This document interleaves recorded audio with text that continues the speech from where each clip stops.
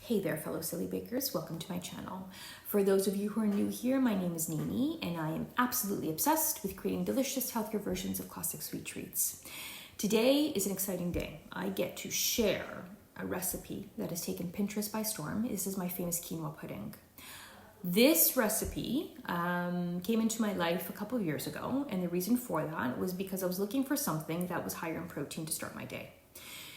Quinoa is a complete protein, meaning that it contains all 9 essential amino acids that our bodies need to function at their best. Plus, it's loaded with fiber, so it helps you keep yourself fuller for longer. And let's not forget about the vitamins and minerals, including iron, magnesium, and zinc, to name just a few. But the best part of this recipe is that it is highly adaptable.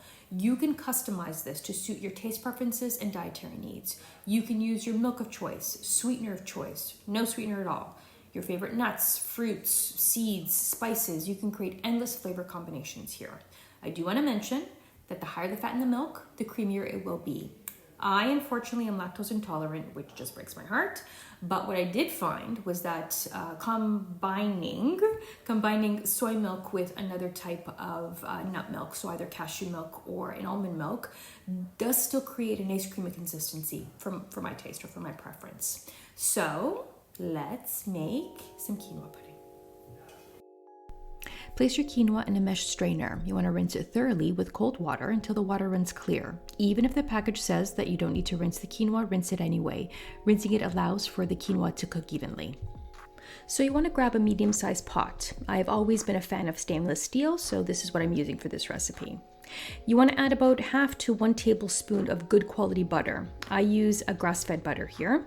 This step is actually not in the original recipe, but toasting the quinoa for a minute or 2 on medium heat elevates the flavor of the quinoa pudding, in my opinion. Also, when you're making oatmeal, if you don't toast your oats beforehand, you should, because it really elevates the flavor of the oatmeal. Trust me on that one. Then you want to add your milk of choice. Here I did 1 cup of good quality organic soy milk. I use the brand Eden, and also 1 cup of homemade cashew milk, or you can also use almond milk here. Remember, the higher the fat in the milk, the creamier the pudding will be. Then you want to add your sweetener of choice. I chose maple syrup. The recipe calls for 3 tablespoons. I normally add 2 or 3, depending on my mood. And also you want to add your 1/2 teaspoon of ground cinnamon here. If you only have cinnamon sticks, I would add 1 small stick at this point, or 1/2 of a large one.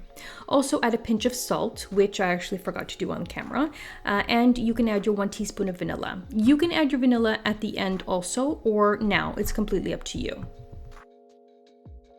Give everything a good stir and allow the mixture to come to a boil. Once it's boiling, you're going to reduce to a simmer.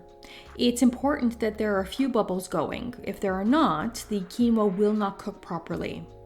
So now you want to put the lid on, leaving a little space for steam to escape. Put your timer on for about 6 minutes. When the time is up, you want to give the pudding a good stir. You'll notice that there's obviously quite a bit of liquid, which is totally okay. Put the lid back on, and with a little space for the steam to escape, and again, put your timer on for about 6 minutes. When the time is up, give the pudding another good stir. At this stage, you will notice that the pudding is thickening. Again, you're going to put the lid back on with a little space for the steam to escape, and again, put your timer on for 6 minutes. Now, again, you're going to give the pudding a good stir.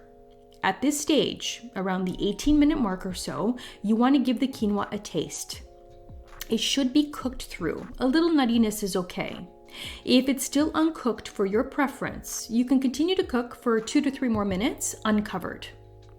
The time is going to vary with the brand of quinoa that you use. I find it's really good to go around the 20-minute mark. At this stage, you don't want all the liquid to absorb because it's going to continue to thicken even when the heat is off. If you find there isn't enough liquid, just add an extra 1/4 cup of milk. You're going to stir it through and then turn off the heat. Then you're going to transfer to a heat-proof container and allow to cool before refrigerating it. The wonderful thing about this recipe is that this pudding can be eaten warm or cold with a little cinnamon. I love to add stewed berries as well as a few dollops of Greek yogurt to up the protein, especially if I'm eating this for breakfast. That's it for today's recipe on Silly Bake. If you decide to make this quinoa pudding, I'd love to know your thoughts and how you customized it.